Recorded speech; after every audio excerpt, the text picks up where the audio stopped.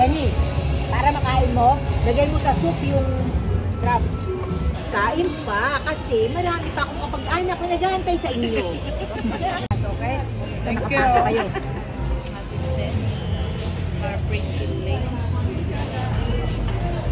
Galit-galit muna tayo, Ate F. Binibidyo mo? Yes, ate. Bibigay ko kay Ate Maricel para may pang-upload siya. Ate, bibigay ko sa ito, ha? Yes, ate. Yum. Okay.